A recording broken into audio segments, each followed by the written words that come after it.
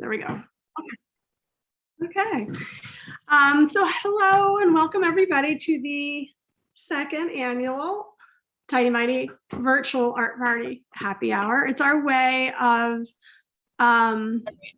letting everybody see the work in the show and talking to some of the artists. I think people will be joining us at different times. A lot of people, Sunday's kind of a weird time, so some people couldn't make it. But hello and welcome. And if you're driving, don't drink. But if you are at home and you have a drink, you know, enjoy yourself for the happy hour. I think I'll have a drink in a minute. Just as a little bit of background for those of you who don't know everything that some of us know, Tighty Mighty is an online art show that we created last year as a fundraising opportunity for One-to-One at the same time as a chance to Unmute. Really sorry, somebody, I can hear somebody. If you can just mute, everybody maybe mute yourselves now and then we'll unmute as we go. How about that? So Tighty Mighty is a way for us to also support living artists. You know, so many artists are in my community and our community at One-to-One.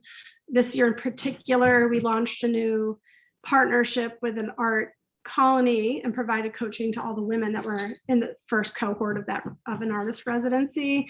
We really want to make sure that what we're doing when we're fundraising for One-to-One is also kind of ticking some other boxes. And for us, it is about getting out the word about One-to-One, the services we offer for our premier service, which is offering coaching, pro bono coaching to women who would otherwise not.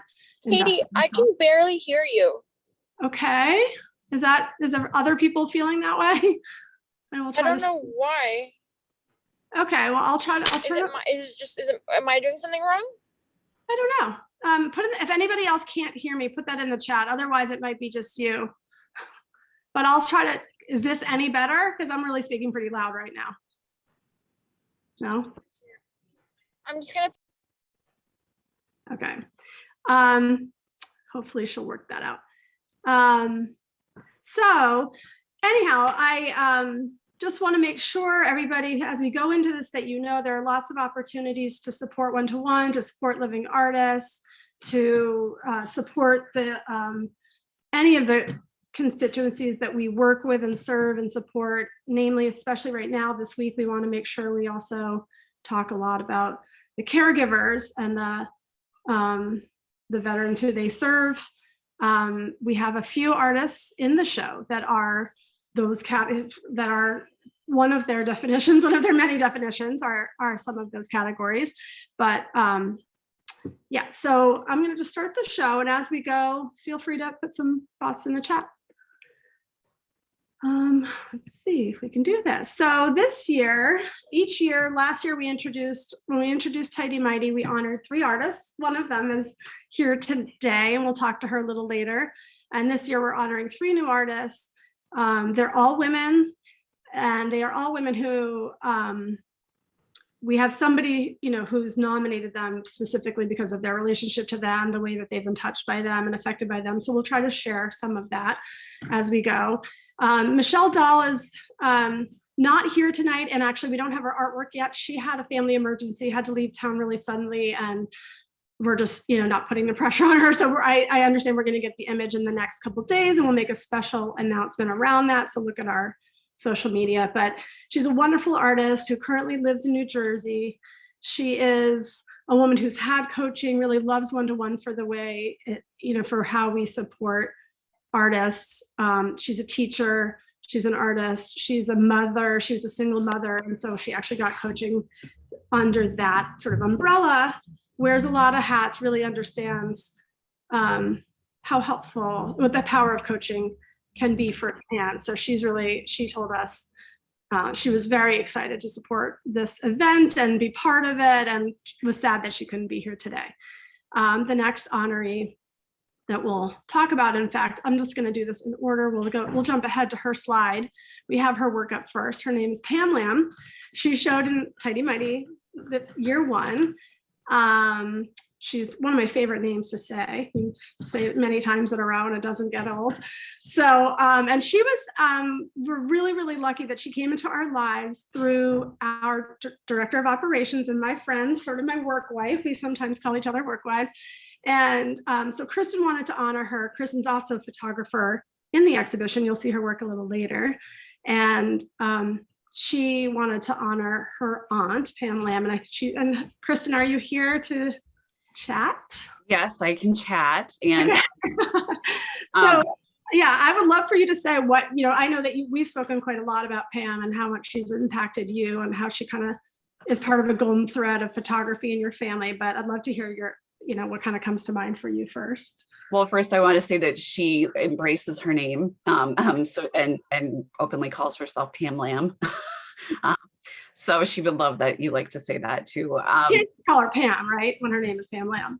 Yeah, but it's just kind of a family thing that we call her Pam Lam. So it's cute. It is her married name, so it's adorable. But yeah, so I always call her my bonus mom, because she's not only my aunt, but I grew up just down the street from her, and she and my Uncle Charlie are just fantastic people in my life. Pam's been taking pictures for over 40 years. She had an interest of it, she said, back in the 70s, and picked up a camera from her husband. And then my dad happened to be a newspaper photographer. And so he showed her some, odds and ends, and she's basically self-taught though. And she's done everything. She's done weddings, senior pictures. I mean, she's dabbled in a little bit of everything, but what you're seeing on the screen is the kind of thing that she really loves to do. I asked her in advance if she had any favorite pictures that she's taken over the years. And, she said when she's been able to travel, this picture comes from Norway, and it's in a very remote area in northern Norway. She said that's always fun. But she took an incredible newborn photo of her little nephew in Santa's arms one year.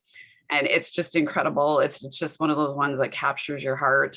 But she said probably her all-time favorite is, again, with Santa. She's a huge Christmas person. And so she has an adorable picture of Santa actually laying on the ground with a book. And he's reading to her two little grandsons who were one was a baby and one was 2. And she said really that picture that she captured just meant so much to her. But as far as we've done everything together, and she's taught me so many different things about photography. I mean, we talk about sometimes there's just a different way to hold the camera, and that to make yourself a little bit more steady. There's framing ideas. It's just, I love when we're together and we're doing photography because I can always pick up something new from her. And we love to joke is that when years ago I was her assistant, when she would do weddings. And if anybody doesn't know, wedding photography is incredibly stressful. So what we love to say to each other is nothing that is said today is personal. We're just there to get the job done, but we worked really well together, and I'm super happy to be able to honor her tonight. She's been a longtime supporter of One-to-One and a donor. So this is a great opportunity to just say thank you and to honor her great photography. Great, that's wonderful. Thank you. And what I love about this photo is there's another artist that I know who does a lot of botanical drawing. And I feel like this is sort of in that, it's another part of that genre that I think a lot of people take for granted in a way, but it's real if you've ever tried to do it, it's impossible, just the layers that she has here, I think it's really beautiful. And we should talk a little bit about, maybe you could do it, so people are going to hear enough of my voice, about what the drawing for her, how the drawing is going to work, because it's slightly different from our two other honorees. So for this, it's an 11 by 14. I'm trying to remember. It'll be blown up, and but yes, what we're doing is we're offering 3 editions of it. So instead of just the one that you would normally do for artwork, she's offering 3 available. So that means the more times you donate, for every $10, you'll have triple that chance, I guess, of winning, because you'll have 3 opportunities for that one photo.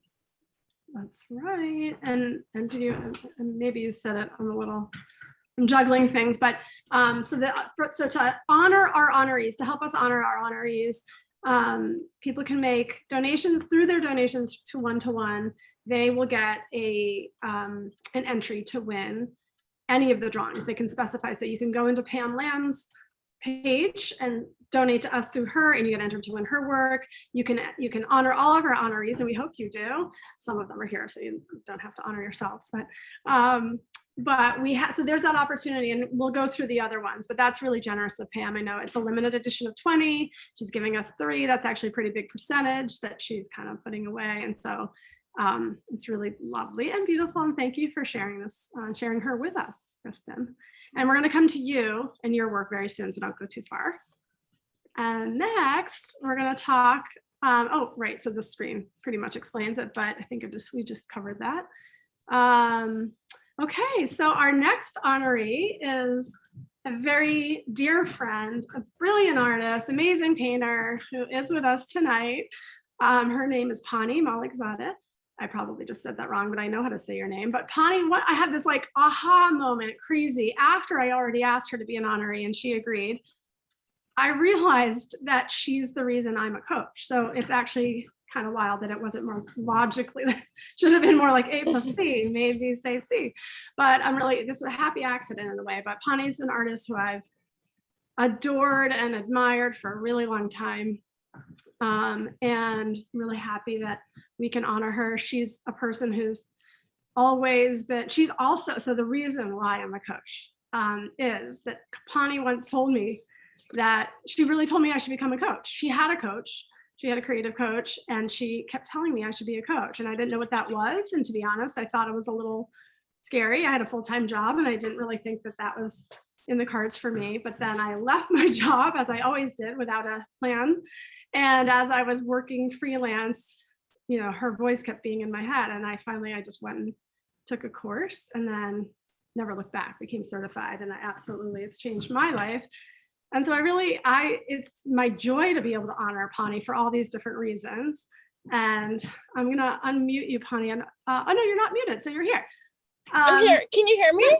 Yeah, I can hear you. Okay, great. So first of all, I want to say that I asked Pani for like a drawing, and she gave us this incredible painting that you probably can't quite tell scale here, but it's it's a large painting. It's not a small drawing. And so it's a real, if you win this, I will just say you're going to be really, unless you give us an incredible amount of money, we'll be so happy, but you're really going to get a steal here. This is a steal.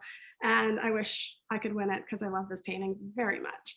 So Pani, tell us a little bit about, I know so much about where your sort of artistic perspective comes from, but will you tell us a little bit about yourself and the generally speaking, kind of the themes you investigate with your art?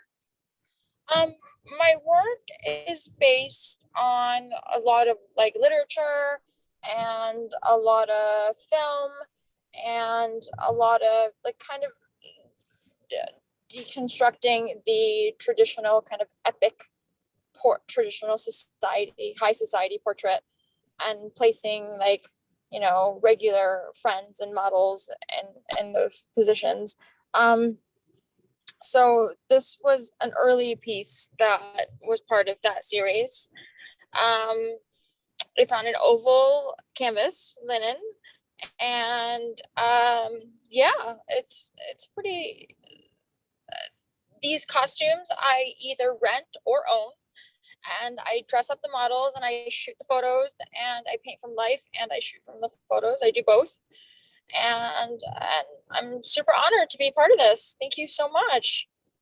Well, thank you, Pani. And I know, if I may kind of dig a little deeper, and I of course, I know that you're first generation, your parents are both from Iran. And I'm first generation Iranian. So, but yet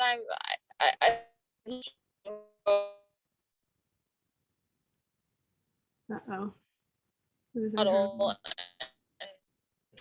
and sort of the traditional Western portrait,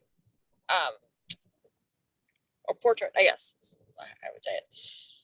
Yeah, I think you broke up a little bit there, but I think that I think what we were both kind of humming around is how you. Well, I know from your earlier paintings, it was very much about empowering women too, right? It's like, and then persecuted. Yeah, absolutely. My work's all about like a lot of it's about irony, and it's about sort of like seeing what you see at first glance, but like that's not really what the piece, you know, is about. Like there's something beyond its like surface, you know, surface meaning. So what I love about this is it actually reminds me of a moment we shared when you were back in school getting your grad. I worked at the graduate school where Pawnee got her degree, and then was awarded a fellowship. And I remember the first time, that you added these elements that were on top of the portraiture that I think of, I thought of almost graffiti, and you were like, I don't know if this is good. And I was like, oh my God, I love it. And I love that this painting has that, because I remember that moment with you, really, that the paint strokes and these things that you put on top of this sort of exquisite painting. Thank you. Yeah. So thank you so much for your generosity. Thank you so much. Thank you. I'm so honored. I'm thrilled. Okay. Okay, so as I mentioned before, Michelle Dahl unfortunately can't be here. We don't have her image. Just stay tuned. Her work is wonderful. She's a woman's woman, an artist. She's also a teacher. She's just a really generous, lovely spirit. And I'm sorry you didn't get to meet her, but hopefully in time we're going to do some video and put that up too. So you will. And here's the photography of Kristen Lemke, my work wife. You want to come on back, Kristen? Yes.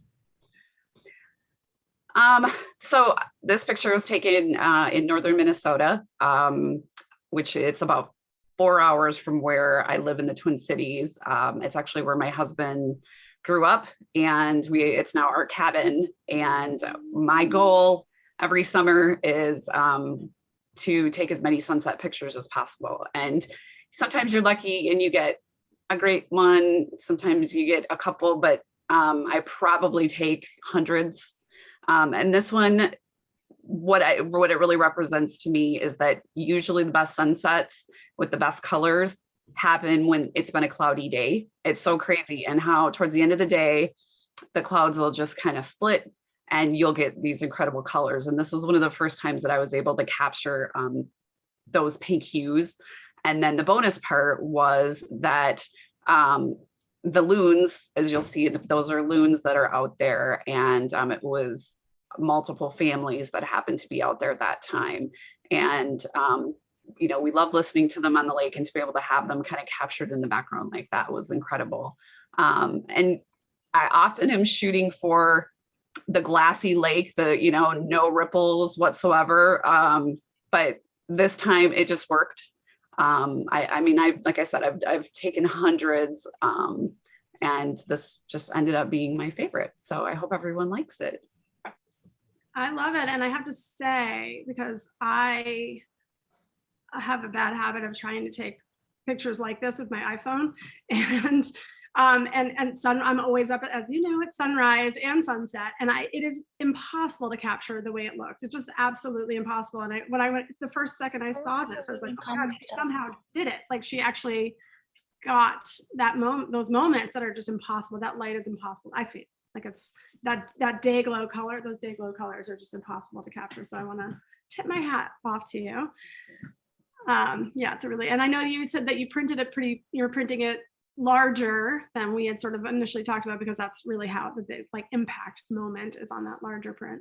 I've printed it a couple different ways, and had actually given one to my mom in an 8x10 and realized that it just didn't work. It needed to be larger. So I have it in a 16x20, and we actually have what we call a sunset wall in our house that we have all the different sunset pictures that we've taken, or I've taken over the years. So this was one of them, and probably one of my top 5 favorites.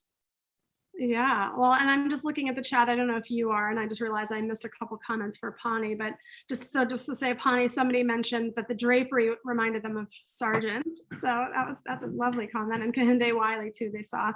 But for you, Kristen, what people are commenting on is the textures of the water. So therefore, maybe not going for the glassy, that's a lesson. And the yellow splash of the last sunrise. I mean, everybody's really loving this and loving northern Minnesota. I wish I knew what that looked like. I haven't seen it in person, but this gives me a really good sense of what you were always talking about. So. And you can come and visit anytime. Okay. Yeah. Okay. Well, thanks, Kristen. Okay. Oh, and I'm excited because Melanie Vogt is here. I just noticed. Melanie, can we hear you? I don't know if we can hear you, but because I didn't notice you. Are you Hi, here? Kate. Saying Hi. hi. Yay. Oh, whoops. Okay. I just want to But- so, Melanie, I would love for you to talk. I mean, I was prepared to talk about you and I will, but I want to say a few, I want to shower you with a little bit of love first, but then I also would love to hear you talk about your, like this part of your practice, which I think is plein air painting. And I know it's not that all of your work is not that, but I, I'd love for you to talk about the contrast. But I do want to say Melanie Vogt is a recipient of a Pollock Krasner Foundation grant, which is a really big deal for those people who are not art world insiders and wouldn't know that. And she's shown all over the world, New York City, where she also teaches, but also Abu Dhabi and Seoul, South Korea. Her work is lovely and amazing and interesting, and kind of sometimes I find her work sort of funny and challenging. Like it has an attitude.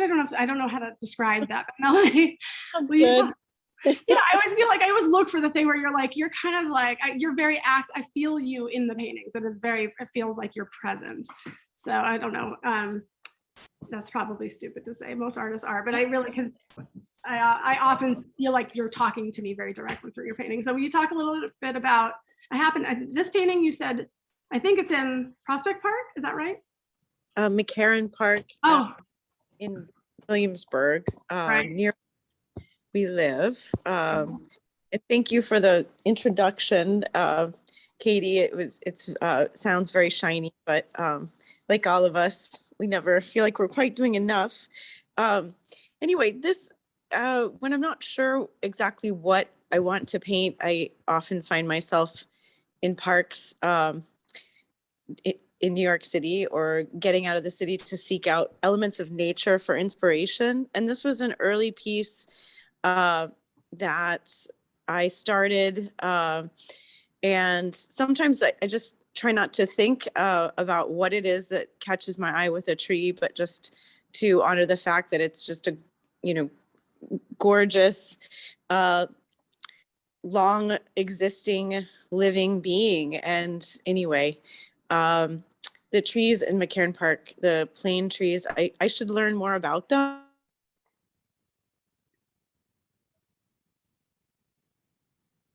Uh-oh. Lost her. You there? I think we lost her. Okay. Well, until she comes back, I'll just say a few words that I do just to tell people what the materials are in case they don't know. I mean, you can see all of this work obviously on the website, but this is watercolor. And I'm always very impressed with how people can work so specifically with watercolor. You still not there, Melanie? Okay, guess we lost her. It's too bad. Well, maybe if she comes back, we'll double back, but we're going to keep moving just sort of to keep the process going. So the next artist that we have here is Mitro Walter, who's also somebody I know and adore personally.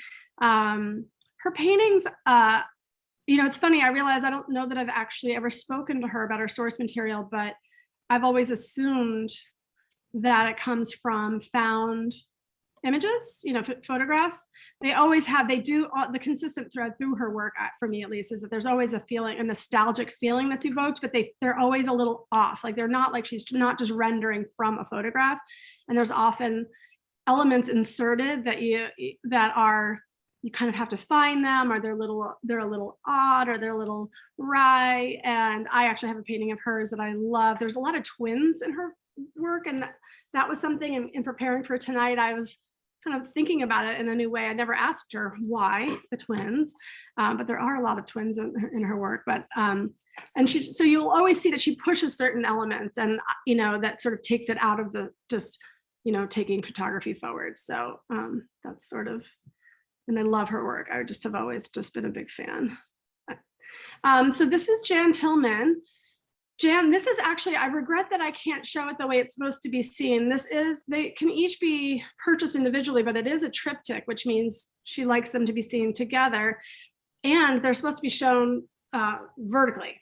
So like the one on the left is on top, the one in the middle is just below it. And if you you can probably like shake your eyes a little bit enough to sort of see how they are. It becomes like this oil slick that is continuous in a way. But it's just, there was no way to do that on this slide without making them just tiny, tiny images. So just know that to be the case. And Jan is new for Tighty Mighty. I actually don't know a lot about her work beyond this, but it's all abstract from what I've seen, all the work of hers that I've seen. And it's oil on canvas. Okay. So this is Connie Sems. This is another watercolor piece, and she does a lot of animals. I think a lot of her work is about nature, preservation. She does a lot of colored pencil work too. This probably actually might be partially colored pencil, if not. I thought it was colored. Yes, oh, I'm right. It's color. It's graphite Prismacolor. Yeah, it's pencil. So I was wrong. Not watercolor. And Connie is an artist that lives on Cape Cod, and I don't believe it's here with us tonight, unfortunately. But she has lovely like pieces that are, if you like nature, you'll love her work. If you like animals, you'll really love her work. This is Sue Ann Rainey. Sue Ann is an artist based in Pennsylvania primarily.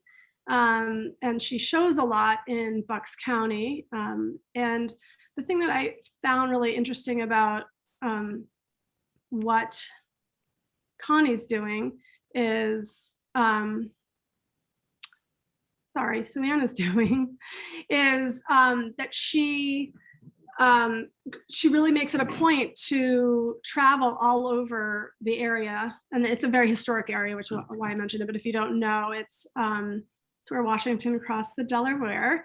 So she searches throughout all of Bucks County, finding historic buildings and farms and landscapes, and documents them in photography and watercolor both. And she's won awards for both. So these are just some pieces of some sort of like local color, I guess. Okay, Susie Nielsen. Susie is an artist who is from New York City, now living on Cape Cod as well. She's an artist and a designer and a curator. She owns a gallery as well. And she and I have curated a couple things together. And she works with a variety of media. As you'll see here, if you actually, it's hard, I don't know how well you can see it, but that red line across the screen, I don't know if you can see my cursor, but that's actually sewing. She's sewn across the canvas. And she uses a lot of different layered materials. She uses screen printing and, so it's printmaking and sewing and painting, all of these things. And it's all centering on how we communicate. She's always, the words are very important. She pulls from different books and like ephemera from all these different places. She's always kind of hunting. And if you go to her studio, there's just like piles and layers. And as she's working, she's kind of pulling them all together and kind of making decisions on the spot, which means that it's really about the viewer. It's about the viewer making decisions. She loves ambiguity, and she really doesn't feel like there's a meaning. If she was here, she wouldn't be explaining this meaning to you, I don't think, other than to talk about process. So she really encourages the viewer to experience it and pull their own language from it and their own intended meaning, and kind of recontextualize all the different pieces in their own lives. So there's two other pieces, and they're just, unfortunately, because of the palette that's so pale, you can't see here, but they're really, they really pop. When you see them in person, you can see so much more of what's going on, all the different layers and all the different pieces, and the words are always very kind of get your mind going. So this is the third one of her pieces. So somebody asked, how do I enter the raffle? So I just want to make sure everybody knows that the three honorees have work available through a prize drawing. I think we're not allowed to use the language of raffle, but it means if you make a donation to 1-to-1, you can choose which of the drawings you want to be considered for. We're also this year going to be giving away some 1-to-1 journals that have some prompts, and it's hopefully a good way for people to start the new year. You can start before the new year, but the intention was for people to have get a taste of what goes on with 1-to-1 coaching and just coaching in general, if you haven't had that, or to give you a little piece of that at home if you have. So to enter the raffle, you'll go to our website, find the 3 works at the top, enter through each of those works. You click on them and you can donate through each of them, donate to each of them and get entered into those drawings. And then if you want to buy artwork, you just keep scrolling through the exhibition on the screen and click on the work. They do come up kind of small at first, but when you click on them again, they pop up big. So don't be too frustrated through the process. And when you look at them there, that's where you can purchase the work. Every work in the show, other than the honorees work, are available for purchase. And so technically the exhibition opens on the 21st. This is the preview period, which people who are in the know have access to, past donors and artists and people who have been supporters of One-to-One. So you can get the work right now for a buy it now price of $400. Otherwise, if you don't mind waiting and we're not, possibly losing the work, you can wait until the 21st, and that's when it's available for $350. All works. They're all sort of within a smaller size range. And so it's one set price just to make things easy. Okay, back to the show. So this is an artist named Darren Mcmanus. These works, I don't know if you get it, but the metallic parts, places that look metallic they're incredibly pristine. These surfaces kind of scare me whenever I've had to show his work. You have to wear, you should be wearing gloves anyhow when hanging art, but it's like you have to be so careful with these surfaces because they are very kind of luminescent and fragile, but sort of in an incredible way, and they're unusual to see. He's an artist who I would say, like, in the creating of this work, he's also trying to create like I think he refers to it as a mythic cosmology. And so he calls together all these different things like source material that's cultural or scientific or whatever. And then he kind of, I think they're sort of like, these are like meditative explorations for him of the thoughts that he has from reading. And it's acrylic paint on beveled wood construction. So they're usually like a deeper surface. So they have almost like a sculptural feeling to them too, even though these surfaces are really like smooth. So I think these are the kind of thing that it's hard to quite know what they look like until you see them in person. They're not this. Yeah, that's the only thing I can say is that like the middle sections on this two on the right are really kind of shimmery and metallic, which I think is kind of cool. All right, so now we've got to Marianne Mcginnis, who is an artist who is here. I'm going to unmute you, Marianne, or actually I think you have to unmute yourself maybe. There Yes. Hi. Hi. How are you? Good. Can you see me? Yeah, I can see you. Okay. So Marianne is an artist who I've gotten to know very well over the last year, who I really love. And I will say, I want to start with the thing that I love the most that you said to me is that how your family is like the Partridge Family but for art or something. Because everybody in your family is creative, right? Yeah. And if we could all get along, we'd be like the new Conran brand or something. Right. Like we've got every aspect of like design and fine art, music and everything covered. And then the people that marry into the family, like more artists married into the family. So it's like, if you need an artist, we've got you covered. Yeah. Just so say the word Mcginnis. Anybody's wondering about Marianne's accent. She's from Philadelphia and living in Philadelphia. Yeah. Is it getting worse? No, I just love Oh my accents. God. I like to call out an accent when it's there. So will you first of all, let's tell them each about these paintings because you're here and they're very different. And I think that if you go left to right, it'll give them a laugh at the end because I think it's so great.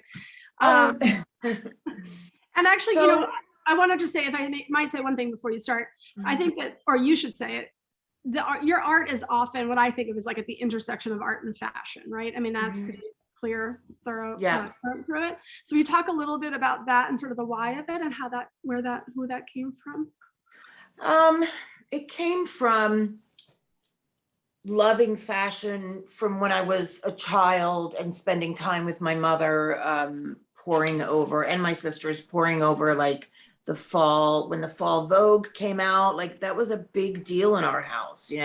It came and we were going to hang out and we were going to look at everything. And, it was like being in a design meeting. We would like discuss it and criticize it and critique it. And so I learned very early that that was important, that, you know, like fashion and the love of it was not like a frivolous pastime. You know, it wasn't just about putting on a fancy dress. It was about loving the passion of the fashion designers that make these works, and that they were taken, like my mother took it seriously. I remember when I was like rebelling in my teens, and I said something like, you know, why would you put 24 karat gold buttons on a Chanel jacket when like children can't eat in China? And she was like, well, gold is really nice.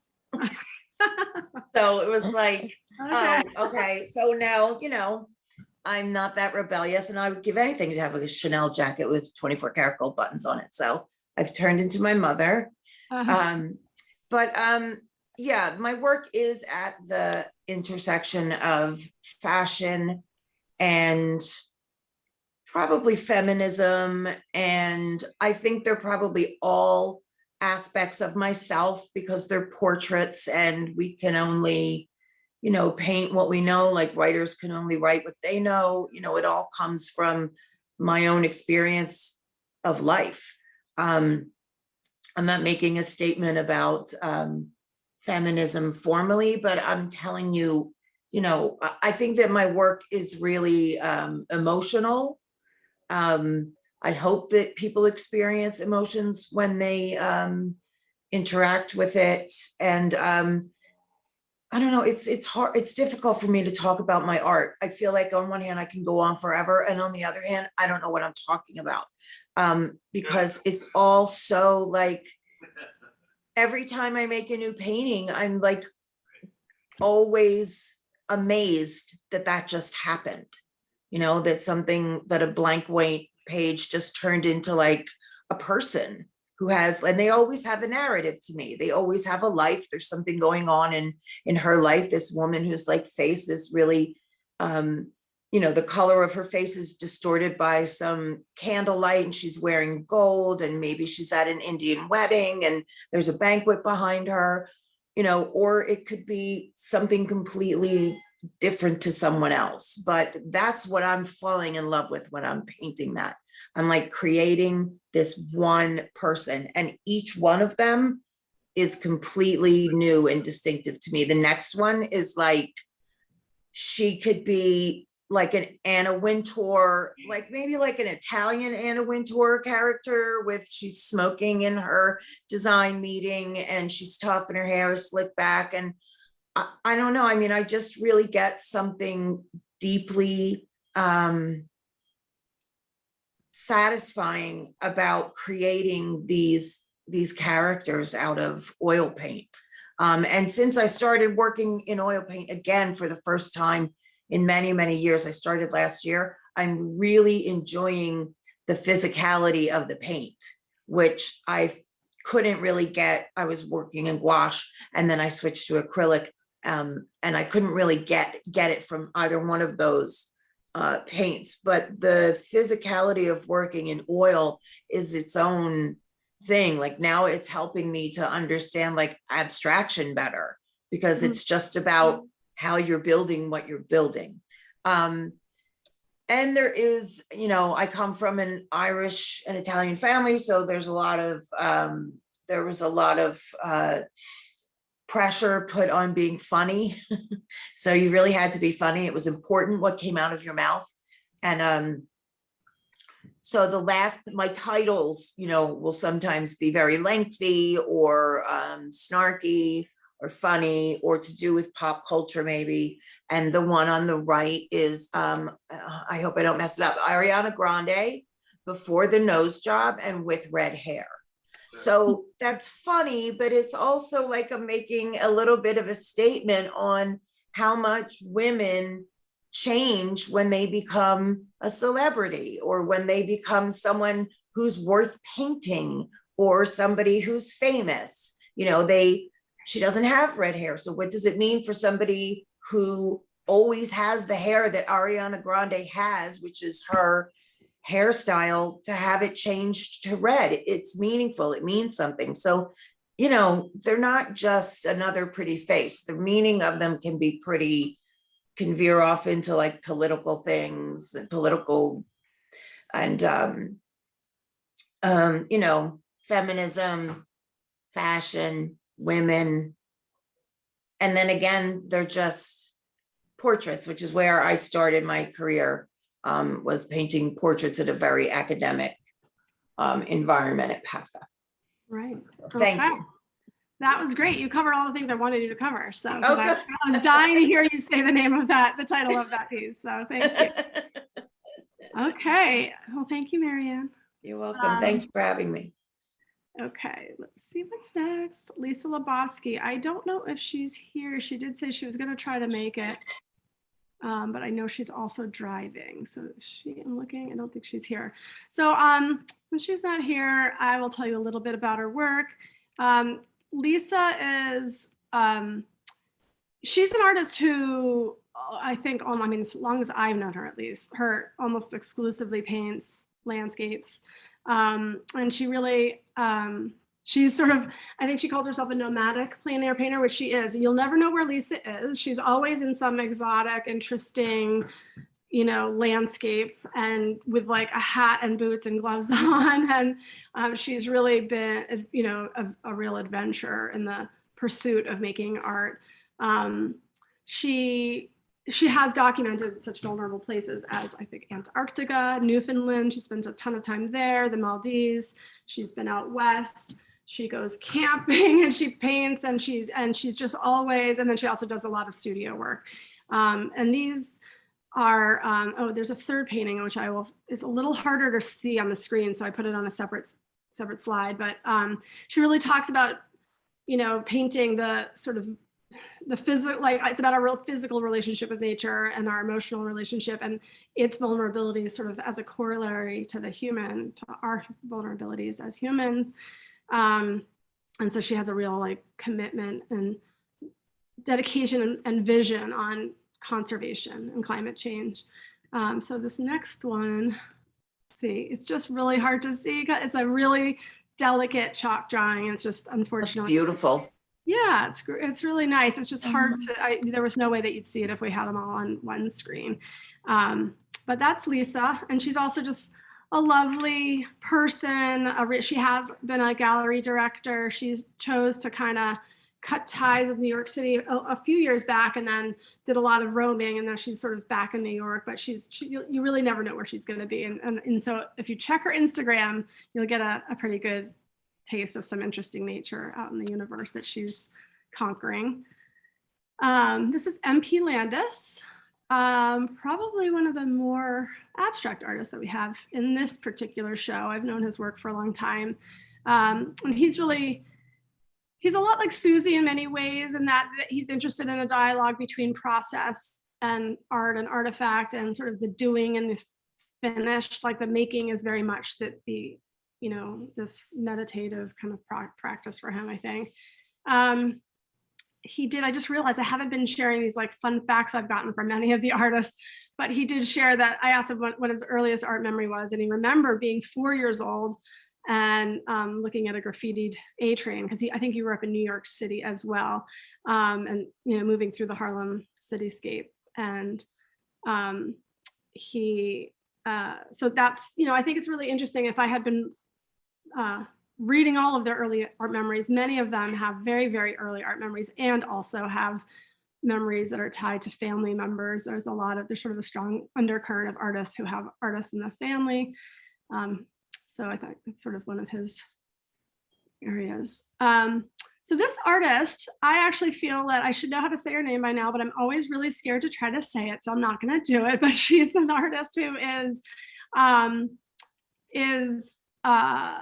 if you saw the show last year, she'd done a bunch of portraits of men as roosters, and that's all. It's really a byproduct of her.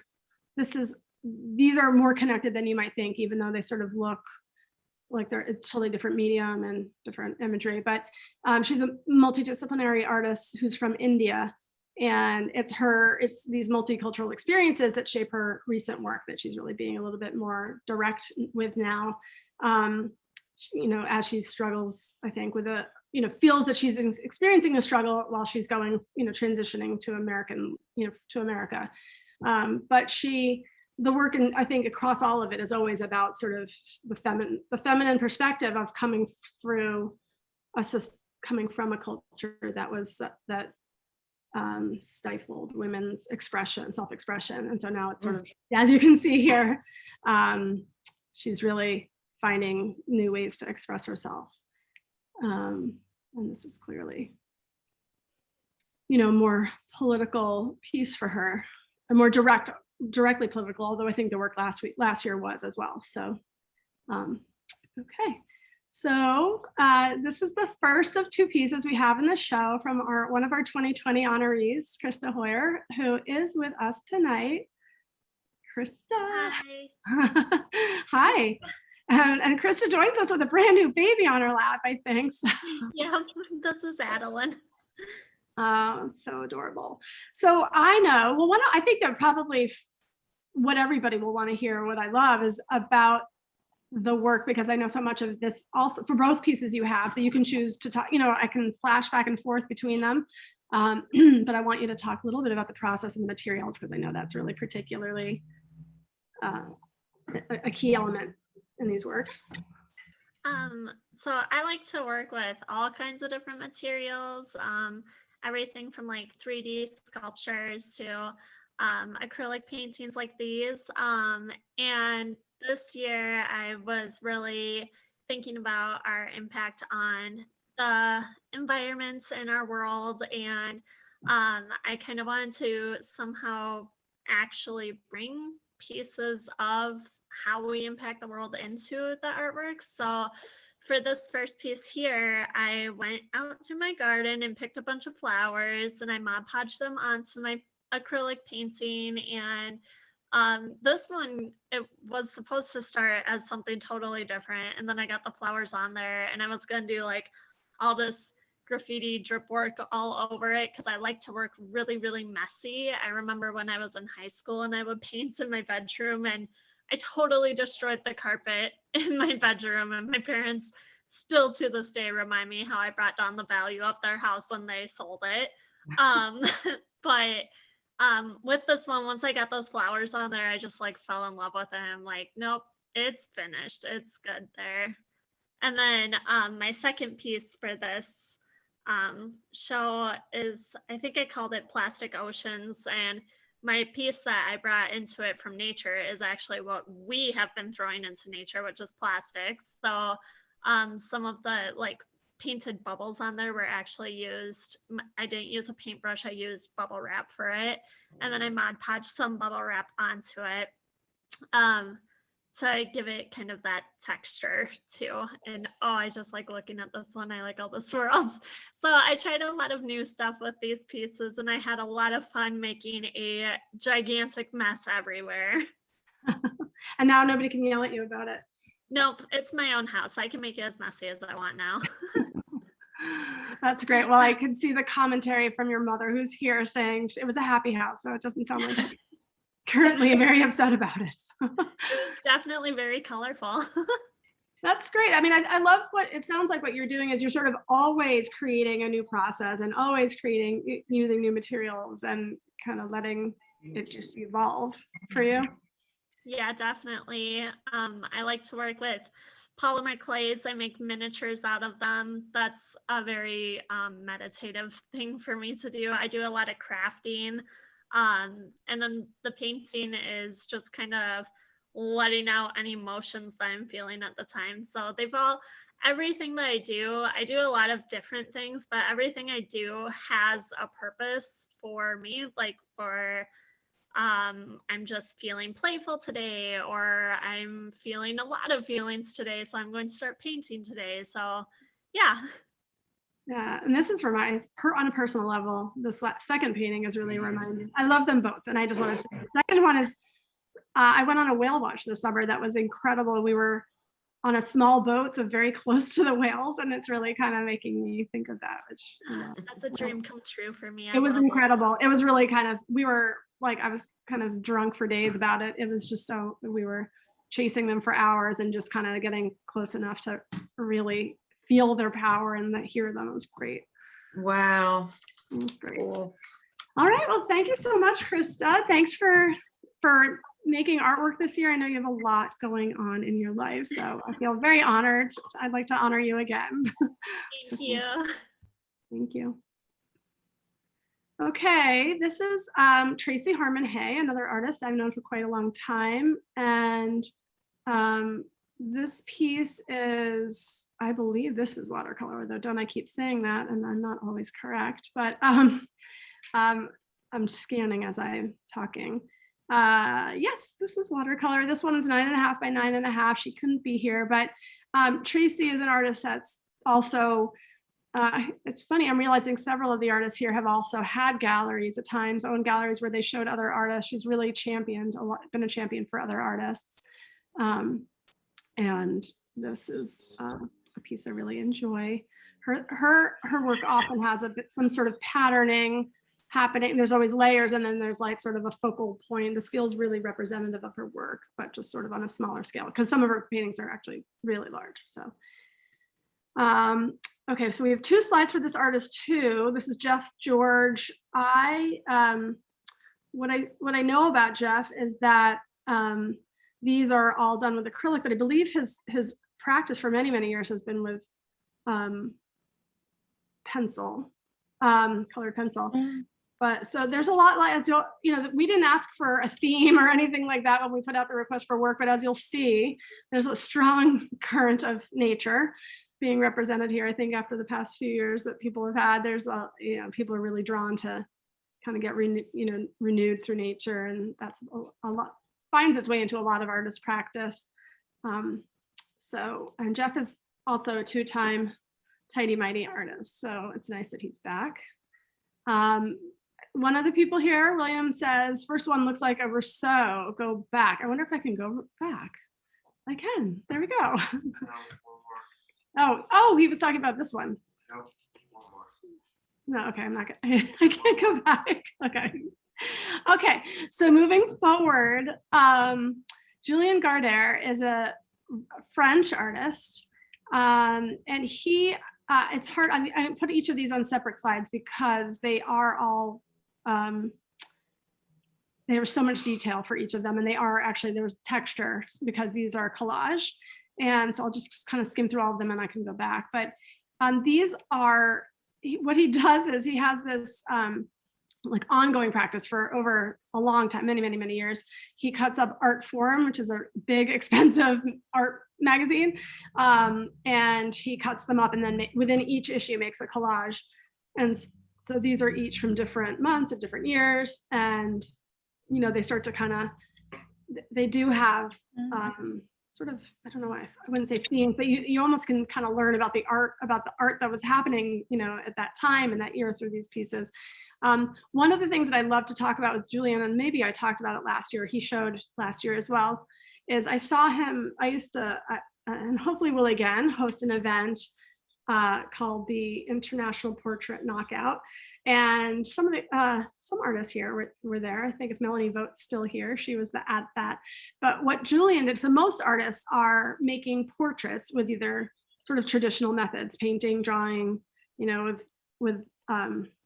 and they stand apart. They throughout the day, there are different rounds and they're making portraits of different people. But what Julian did was he brought all these cutouts, and then he would create portraits from these cutouts. And it was like amazing to see him work because he was shuffling through all these cutouts. They all really meant something very specific to him. And he really is kind of vibing off of them and creating something that is not arbitrary at all. And that I thought was really fascinating to see it as relates to creating portraiture. So I wish that in a way it'd be great to see some of those, but just take my word for it. They're great. So this is his work. And they're all one of a kind, So this is Mickey Campbell. I unfortunately don't know very much about Mickey Campbell beyond the work. I think Susan, I don't know if you're here. I think you know Mickey. I'm not sure. Am I wrong? I don't know if you're here, but no, I don't. You don't. Okay, I was trying to remember how Mickey came to us, but it feels very representative of the work that is actually made near where I live in Bucks County. And I just love how sort of evocative and kind of ethereal this piece is. And I wish I knew more about Mickey Campbell. I'll have to hunt down some information. And then I think we're at our last artist. So this is Carrie Bobo. And Carrie, I will say her work, we have 3 pieces from her. And her work is really at the intersection of art and architecture. She is a trained architect, an architect by, that's how she works as an architect, but also as an artist. She's a very active, exhibition career. And so she gave us, she put 3 pieces in, and what you can see with these is, what I kind of love about this is you can see the grid lines. I love that I love that interplay between, the seeing how something's been made. I always enjoy that. So this one, you can't see it as much, but so these are hers. I think people have, in the past have compared her work to Edward Hopper. I think that's probably one of her like genetic connections, but she's really, been doing this and adventuring in all different directions. She's making paintings on fabric as well. There's a lot of different stuff going on with her work. So, and what I should have said to everybody about each artist is please look at them on Instagram. Many of them are very active on Instagram, have websites, have other art available for purchase. And, what I always say about this is support living artists. That's the big reason why I do all the work I do. Is to support living artists. It's really hard for them, no matter how, as Melanie said, it all looks really shiny. It's often really hard behind the scenes for the shiniest of them. And so this is, one thing in my small way, what I want to do with Tighty Mighty and what we're going to do with our Instagram during the run of the show is really promote all their work, hopefully get them talking about their work so that people feel more connected and more confident about their own art instincts. I mean, that's really, I think a lot of people are not in art world insiders. And so I try throughout all of my work as a coach or otherwise, it's about shrinking that distance between artists and collectors and fans and super fans. So I've been watching the chat. I haven't seen any questions, but if anybody has a question now, please chime in, put it in the chat box or unmute yourself. And I know Pawnee has to leave, and I want to say bye to Pawnee before she goes. Thank you. The show was so beautiful, and thank you so much. I'm so honored. Everyone's work was amazing. Thank you, Pawnee. Okay, bye. Bye. Okay, does anybody else have anything they want to chime in before we go? And so I guess as we're saying our goodbyes, I'm just going to remind everybody that, that's a showpiece from last year, but actually this is William Bolton, and I'm laughing because it's my husband. Oh. And but so basically just a reminder, you can support the honorees by making an entry as small as $10. Every donation helps us and helps the artists. Most of the artists are getting 50%. Some of them have donated it completely, but they have the opportunity. We want them to take the 50%. But of course, one gets the other 50%, and that's how we keep our doors open. So please support us and encourage other people to come see the show. But, donate early, donate often. And so just to remind everybody, the show is now, the preview is open. You should all have the link. If you don't, you can, put in the chat, we can give it to you, but you can get to it through our site. It's just a lot of people don't know it's there. And then the exhibition ends on December 7th, and then the prize drawings will be done on the 10th. We are adding different prize drawings throughout the weeks, so also check back. I think there'll be other prizes coming. Somebody might be able to win a coaching, a 1-hour laser coaching with one of our great coaches. We have all different things kind of coming your way. So and they'll be peppered into the exhibition. You just have to maybe they'll be at the bottom to make people's lives easier. So just keep looking there if you're interested in prize drawings. And I think that's it. Thank you everybody for coming on this Sunday afternoon, whatever time zone you're in, and have a lovely evening. Thank you, Katie.